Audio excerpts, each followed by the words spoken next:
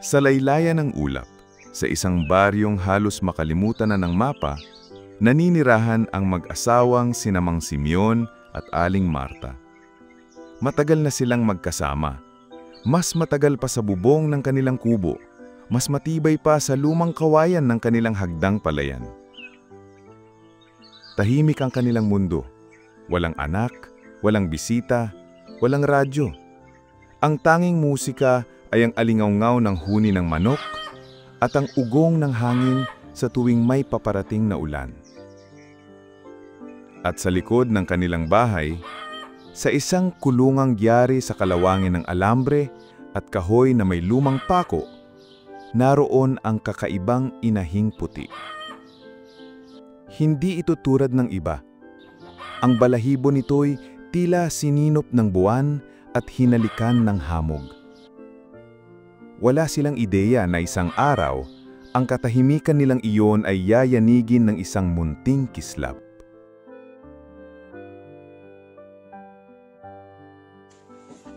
Isang umaga, habang bitbit ang lumang kawali at may basag na tabo, pumasok si Aling Marta sa kulungan upang kumuha ng itlog. Ngunit bago pa niya madampot ang unang piraso, napatigil siya, natigilan. Parang may nakita siyang hindi dapat naroon. Simeon? Ha? Simeon, halika nga rito. Bakit? May ahas ba? Hindi ko alam. Itlog ba to o ginto? Sa gitna ng dayami, sa sinapupunan ng lupa't init ng katawan ng inahin, naroon ang isang itlog. Hindi maputla, hindi kayumanggi, kundi ginto. Hindi ito ilusyon, kumakaway ito sa liwanag. May kinang na hindi lang mata ang nakakakita, kundi puso.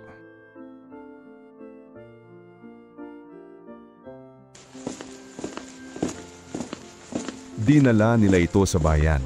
At sa isang lumang tindahan ng alahas, isang matandang alahero, ang tila nakaramdam ng kidlat sa dibdib.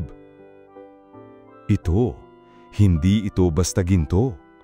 Parang may buhay ito. Hindi gawa ng tao. Hindi mula sa mundong ito. Binenta nilang itlog. Sa halagang iyon, napagawa nilang sirang bubong. Nakabili ng bagong banig. May pagkain na higit pa sa lugaw at tuyo. Kinabukasan, may panibagong gintong itlog. At kinabukasan muli at muli. Hanggang sa bawat umaga, tila isang kapistahan. Laging may biyaya, laging may ginto.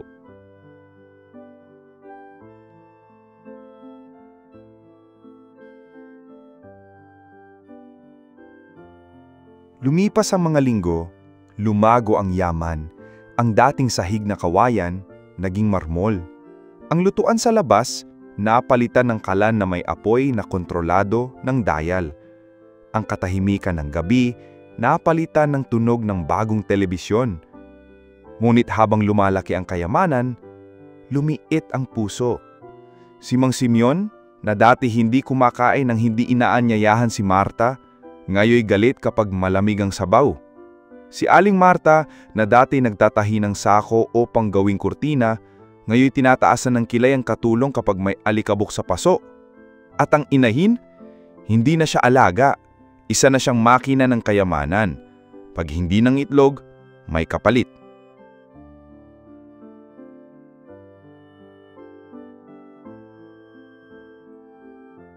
Isa lang ulit, tanong ni Simeon. Hindi ba pwedeng dalawa? Sabay turo sa manok. Baka pag pinuwersa natin, mas madami, sagot ni Marta.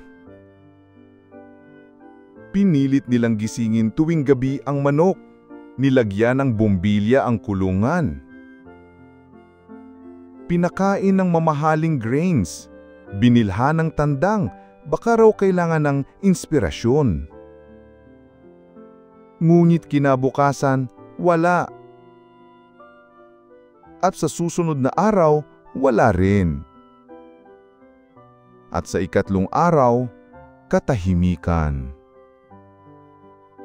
Ang kanilang mukha dati ay punong-puno ng pag-asa, ngayoy parang inagawan ng liwanag.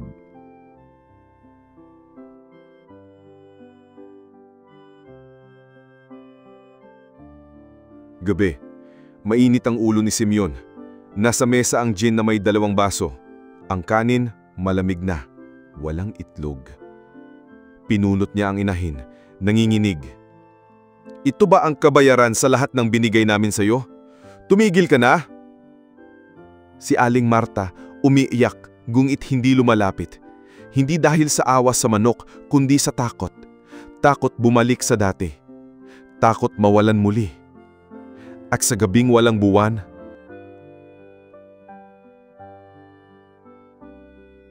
ang inahin ay naging ulam. Hindi muling nagpakita ang ginto. Hindi muling bumalik ang kinang sa kanilang umaga. Ang pera, nawala sa bisyo, sa panandaliang saya, sa mga bagay na hindi tumatagal. Ang mga bisita, nawala ng handa. Ang bahay, unti-unting nilamon ng alikabok, lamat at kalungkutan.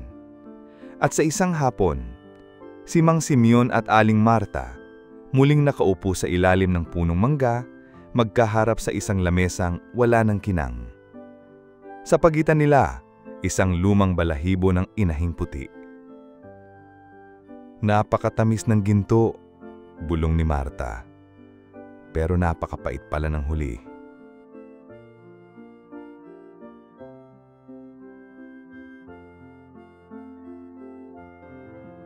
Ang tunay na yaman ay hindi nasusukat sa dami ng ginto, kundi sa tibay ng puso sa gitna ng kasaganahan.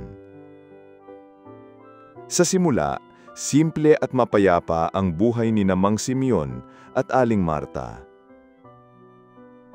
Wala silang luho, pero meron silang katahimikan, pagkakaunawaan at pagkakontento. Mga bagay na mas mahalaga pa sa ginto. Dumating ang gintong itlog, at sa halip na maging biyayang nagbibigay luwag, naging mitya ito ng kasakiman, pagkawala ng dangal, at sa huli, pagkawasak ng ugnayan. Ang pagnanais ng mas marami pa, ang nagpatay hindi lang sa manok, kundi sa diwa ng kanilang pagsasama at katahimikan ng kanilang buhay. Isang paalala na minsan, kapag pinilit natin ang biyaya, binabali natin ang himala. At kapag nawala na ito, saka lang natin nauunawaan kung gaano ito kabihira at kahalaga.